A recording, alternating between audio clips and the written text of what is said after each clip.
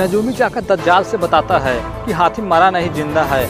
हातिम गुफा से हीरे को लाने में कामयाब हो चुका है और साथ ही मीका को भी हराया है और बैरंगा की रानी को भी ठीक कर दिया है और उस सुनहरे फूल को हासिल करके बैरंगा के जंगल तक लाने में कामयाब हो चुका है।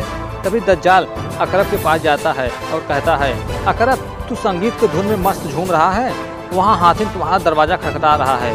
तभी नजूमी कहता है, घबराने की कोई बात नहीं, क्योंकि इस महल की दीवारें उसके लिए तोड़ना असंभव है। तभी दज्जाल कहता है, खामोश खामोश नजूमी खामोश, जब बड़े बड़े वादे हातिम को नहीं रोक सकते, जब वो भयानक गुफा से बाहर आ सकता है तो तुम्हारे महल की दीवारें क्या चीज़ हैं। और दज्जाल कहता है, नहीं अकरम नहीं, अब तुम कुछ नहीं करोगे, अब हातिम को मैं मारूंगा। तभी दज्जाल हातिम के सामने जाता है। तभी हातिम कहते हैं, अकरब बच्चों का खेल दिखाकर फिर से वापस आ गया, अब तू कौन सा खेल दिखाने जा रहा है। तभी दज्जाल कहता है, ऐसा खेल दिखाऊंगा कि तेरे होश उड़ जाएंगे। तभी हातिम कहते हैं, होश तो तुम्हारे उड़ जाएंगे दज्जाल, जब मैं अकरब के किले में घुसाऊंगा। तभी दज्जाल कहता है, सुन तू, महल में घुसने की जरूरत भी मत करना, अगर तूने एक कदम भी बढ़ाया तो एक एक बच्चों की लाशें बिछा दूंगा। उसके बाद दज्जाल वहाँ से चला जाता है। तभी उस गांव का एक आदमी कहता है, अब कुछ नहीं हो सकता। तभी उस गांव का आदमी उस जलते हुए मसाल को उस तेजाबी पानी में डाल देता है, जिससे वह पानी जलने लगता है। तभी उस पानी में बहुत सारे चूहे निकलकर बाहर भागते हैं। तभी हातिम उन सभी चूहों को देखते हैं। तभी हातिम कहते हैं, अब डरने की कोई जरूरत नहीं, अब डरेगा तो अकरब। और हातिम उस गांव वाले के एक आदमी से कहते हैं, क्या तुम मेरी जगह पर यहाँ खड़े रहोगे। तभी उस गांव का बुजुर्ग कहता है, क्यों नहीं खड़ा रहेगा। और कहता है, हातिम मैं तुम्हारी चाल समझ गया हूँ। तभी होबो कहता है, मगर हातिम उस तेजाब के ऊपर से हम जाएंगे कैसे। तभी हातिम कहते हैं, हम तेजाब के ऊपर से नहीं, जमीन के नीचे से जाएंगे। तभी वे गांव वाले अकरब के महल की थोड़ी दूर पर जमीन के नीचे एक सुरंग बनाते हैं। तभी सुरंग बनने के बाद हातिम, होबो और बादशाह का एक अंगरक्षक उस गुफा से उस सुरंग में प्रवेश करते हैं और उस सुरंग से होते हुए अकरब के महल की तरफ जाते हैं। वहीं अकरब के महल के बाहर हातिम जैसा कपड़ा पहनकर हातिम का भेष बनाकर एक गांव का आदमी बैठा होता है, ताकि उन लोगों को पता न चले कि हातिम हमारे सामने नहीं है, हमारे साथ नहीं है। वहीं दूसरी तरफ हातिम और वे दोनों महल के अंदर प्रवेश करते हैं। अंदर जाने पर वे सब देखते हैं कि यहाँ पर बहुत सारे पहरेदार होते हैं। तभी हातिम सामने देखते हैं जहाँ पर एक आदमी कुएं से पानी भर रहा होता है। तभी हातिम कहते हैं, एक तरकीब है, क्योंकि होबो जब उस बाग से आ रहा था तो होबो वहाँ का एक नशीला फल तोड़ लिया था। तभी होबो उस नशीले फल को हातिम को देता है। तभी हातिम उस फल को लेकर कुएं से भर रहे पानी वाले आदमी के पास जाते हैं। तभी हातिम उस पर वार करके उसे बेहोश कर देते हैं। उसके बाद हातिम उस नशीले फल के रस को उस पानी के पात्र में डालते हैं, जिसकी एक बूंद किसी भी इंसान को कई घंटों तक बेहोश कर सकती है। तभी हातिम उसका कपड़ा पहनकर उसी के भेष में होकर पात्र में पानी भरकर उस पानी को लेकर उन सिपाहियों को पिलाने के लिए ले जाते हैं। उसके बाद हातिम एक एक करके सभी सैनिक को वह जहरीला पानी पिलाते हैं। सबको पानी पिलाकर होबो के पास आते हैं। तभी देखते ही देखते सभी सैनिक बेहोश हो जाते हैं। तभी वे तीनों अपने अपने काम पर निकल जाते हैं, जो कि बादशाह का अंगरक्षक जूका जो कि फूल के पास जाता है। तभी होबो कुएं के पास ठहरता है। उसके बाद हातिम उन सभी बच्चों को छुड़ाने के लिए जाते हैं। तभी होबो उस कुएं के पास जाकर बैठ जाता है। तभी अचानक उस जहरीले फल का रस धीरे धीरे करके जमीन पर गिरता है। तभी उसकी सुगंध होबो सूंघ लेता है। वहीं दूसरी तरफ हातिम उस महल में उन बच्चों को काफ़ी समय तक ढूंढते हैं। तभी हातिम एक कमरे में दज्जाल, नजूमी और अकरम को बात करते हुए देखते हैं। तभी अचानक हातिम के सामने एक सैनिक आता है और पूछता है, तुम यहाँ क्या कर रहे हो। तभी हातिम कहते हैं, तुम्हारा इंतजार। तभी हातिम उसे खत्म कर देते हैं। तभी दज्जाल को वहाँ कुछ आवाज़ें सुनाई देती हैं। तभी दज्जाल वहाँ पर जाकर देखता है तो वहाँ पर कोई नहीं होता, सिर्फ वहाँ पर हातिम होते हैं, जो कि अपना चेहरा ढके हुए होते हैं, जिससे दज्जाल हातिम को नहीं पहचान पाता। उसके बाद हातिम वहाँ से चले जाते हैं। तभी अचानक दज्जाल को शक होता है। तभी दज्जाल महल के बाहर जाकर देखता है तो पाता है कि वहाँ पर हातिम होता है, क्योंकि वह हातिम नहीं बल्कि कोई दूसरा आदमी होता है, जो हातिम जैसा कपड़ा पहनकर वहाँ पर पीछे की तरफ मुँह करके बैठा होता है, जिससे दज्जाल को लगता है नहीं यही हातिम है। उसके बाद दज्जाल वहाँ से चला जाता है। तभी वहाँ मीका आती है। तभी वह किसी को जाते हुए देखती है, क्योंकि वह कोई और नहीं बल्कि हातिम होते हैं। तभी मीका उसका पीछा करती है। तभी हातिम ढूंढते ढूंढते उस कैद खाने के पास पहुँचते हैं, जहाँ पर सभी बच्चे कैद होते हैं और यह सब कुछ मीका देख रही होती है और वह हातिम का चेहरा देख लेती है। तभी मीका सारी बातें दज्जाल को जाकर बताती है। तभी दज्जाल कहता है, इसका मतलब हातिम ने हमें धोखा दिया। जो बाहर आदमी है वह हातिम नहीं है, वह कोई और है। तभी दज्जाल कहता है, मीका अब तुम यहाँ से किसी भी बच्चे को बाहर नहीं जाने दोगी। और दज्जाल कहता है, मीका सुनो, हातिम ने जो नकली हातिम बन के धोखा दिया है उसी की चाल को उसी से जीतना होगा। तभी मीका कहती है, समझ गई। वही दूसरी तरफ होबो को उस पदार्थ का धीरे धीरे नशा चढ़ने लगता है।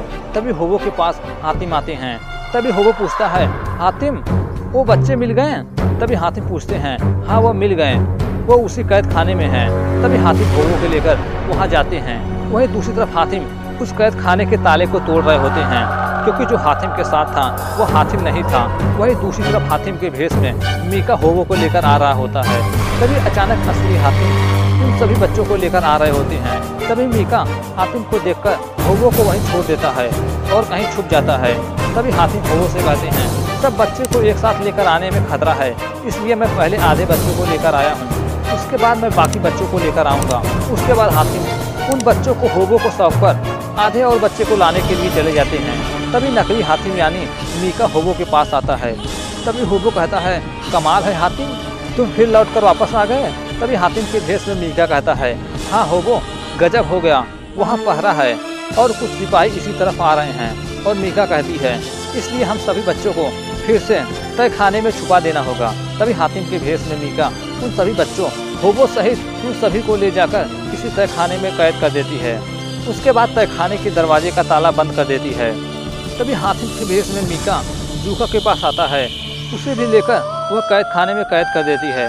तभी असली हातिम आधे बच्चों को लेकर फिर से आ रहे होते हैं, लेकिन वहाँ पर होबो नहीं होता। तभी हातिम उस बच्चों को पास में छुपाकर होबो को ढूंढने के लिए निकल जाते हैं। तभी हातिम के जाने के बाद वहाँ हातिम के भेष में मीका आती है और सभी बच्चों को लेकर फिर से कैद खाने में कैद कर देती है। तभी हातिम देखते हैं कि ये सारे बच्चे जा कहाँ रहे हैं। तभी हातिम उनका पीछा करते हुए तय खाने के पास पहुँचते हैं। तभी वहाँ असली हातिम आते हैं। तभी हातिम अपने हमशक्ल को देखकर हैरत में पड़ जाते हैं, लेकिन हातिम समझ जाते हैं कि यह कोई और नहीं बल्कि मीका ही है। तभी अचानक हातिम और नकली हातिम के बीच लड़ाई शुरू हो जाती है। तभी उन दोनों के बीच काफ़ी समय तक लड़ाई चलती है।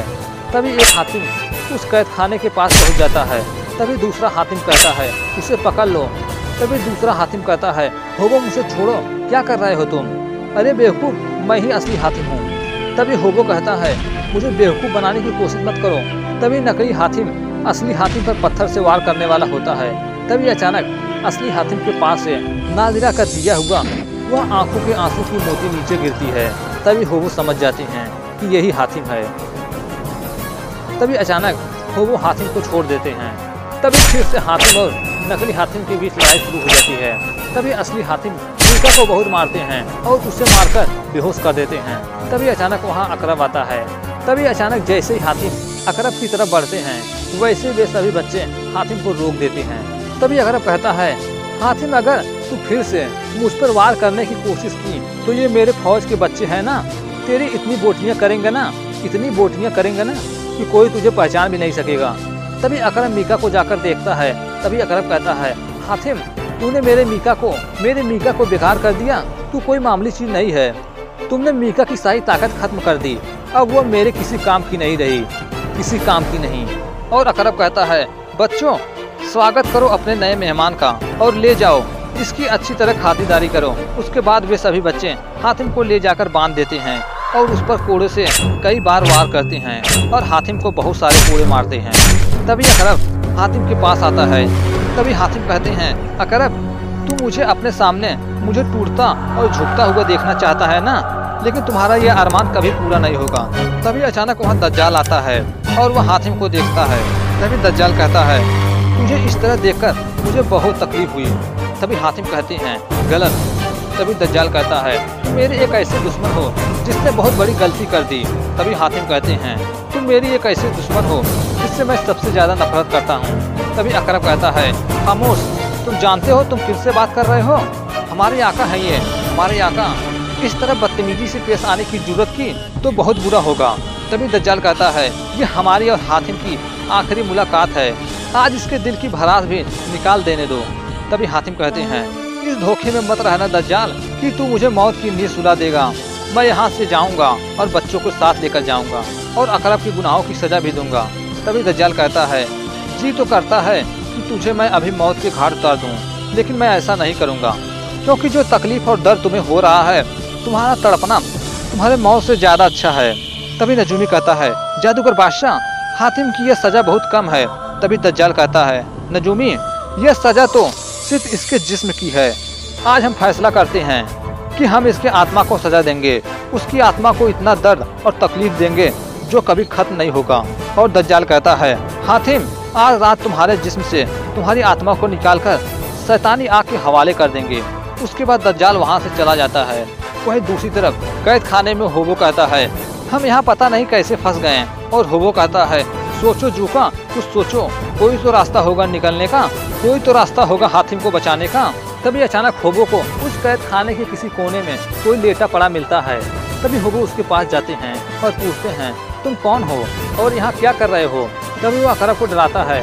तभी होबो कहते हैं, डरो मत बाबा, मैं अकरब का आदमी नहीं हूँ, हम सब तुम्हारी तरह अकरब के कैद में हैं। मैं होबो पाकिस्तान का शाही अंगरक्षक। तभी होबो के पूछने पर वो बताते हैं कि मैं अकरब का बदनसीब भाई हुमायूं हूँ। वहीं दूसरी तरफ अकरब अपने ही भाई का धुन बजा रहा होता है। तभी हुमायूं होबो को बताता है, यह धुन सुन रहे हो, ये बहुत ही खतरनाक धुन है। और कहते हैं, इस धुन से वो शैतान को बुला रहा है। शैतान आएगा और वह एक अच्छे और नेक आत्मा को अपने साथ लेकर जाएगा। वहीं वे उन शैतानों को बुलाने का धुन बजा रहा होता है। वहीं दूसरी तरफ होबो कहता है, हातिम मुसीबत में फंस गया है, हातिम मुसीबत में फंस गया है बाबा। तभी बाबा कहते हैं, काली आत्माएं आ रही हैं, वह काली आत्माएं नेक आत्मा को ले जाएंगी। तभी होबो कहता है, नेक आत्माएं तो हातिम की है ना, लेकिन हम उसे कैसे बचाएं? तभी वे काली आत्माएं दज्जाल के अंदर आकर समा जाती हैं।